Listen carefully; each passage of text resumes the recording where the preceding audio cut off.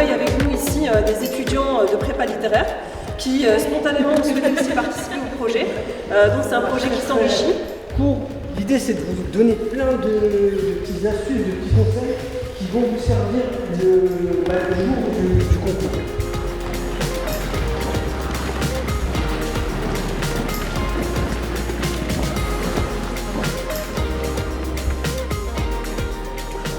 Vous pouvez vous applaudir en tout cas.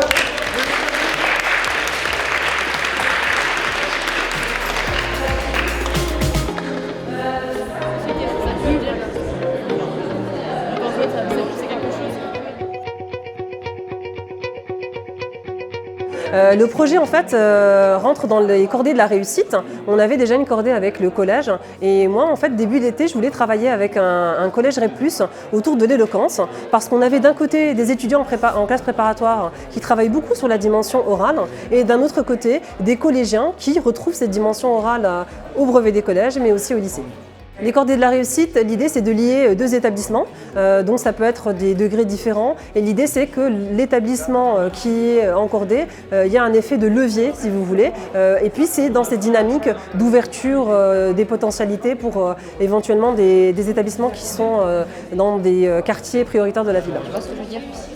Du coup, il faut juste que tu comprennes bien et que les idées soient claires dans ta tête. Nous avons 4 classes de 3e et les 4 classes sont représentées par les meilleurs élèves, par les résultats et aussi par les élèves les plus motivés, les plus dynamiques et qui nous paraissaient aussi par leur profil personnel, individuel, les plus, les plus porteurs peut-être.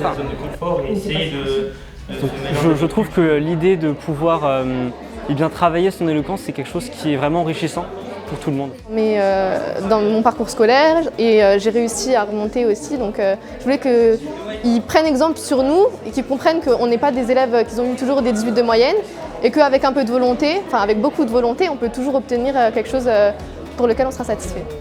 Bizarre, il n'est pas sympa avec nous, on va faire nos moyens. Le sujet est le suivant.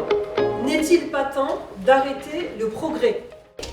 Donc qu'est-ce que le progrès ? La compétence première, c'est celle qui est liée à l'éloquence, qui est un élément très important lorsqu'on souhaite s'exprimer dans la vie courante, mais aussi du point de vue professionnel.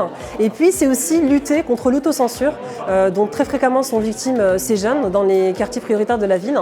L'idée c'est de montrer qu'ils ont des potentiels et que des parcours d'excellence leur sont ouverts aussi. Nous, notre objectif, c'est surtout de les aider à mettre leurs propres idées sur le papier et ensuite de les mettre en voix. On peut essayer de les diriger un petit peu, mais ce n'est pas notre rôle de travailler à leur place. Je pense qu'on est surtout là parce qu'on a peut-être plus d'aisance à trouver en nous déjà des arguments et des idées qui peuvent nous plaire pour ensuite les aider à en faire de même avec leur propre sensibilité. Tu peux répondre non si tu veux. Pour le 1er juin, je souhaite beaucoup d'émotions.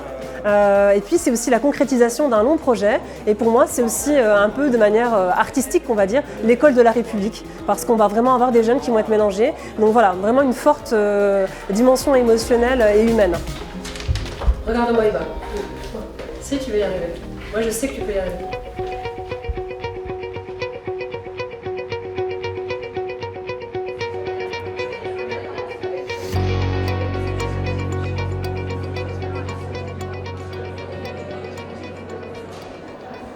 Parle pas, tu comprends? Donc du coup, tu fais ton truc. Moi, je préfère le regarder. Regarder qui? Je préfère regarder là quand je parle. Ouais, mais parce qu'après tu vas rigoler.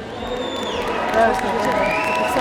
Tu fais comme si tu étais dans ta tête. On peut bien sûr accueillir 2 collégiens au devant de la scène pour nous présenter leur plaidoirie sur une question précise. Et pour rendre la planète plus saine, en fait, on va faire que de la détruire et justement, on ne pourra pas. La chance d'avoir des parents, c'est que tout le monde n'en a pas. Et il y a de nombreux dispositifs en éducation prioritaire, notamment les petites communes.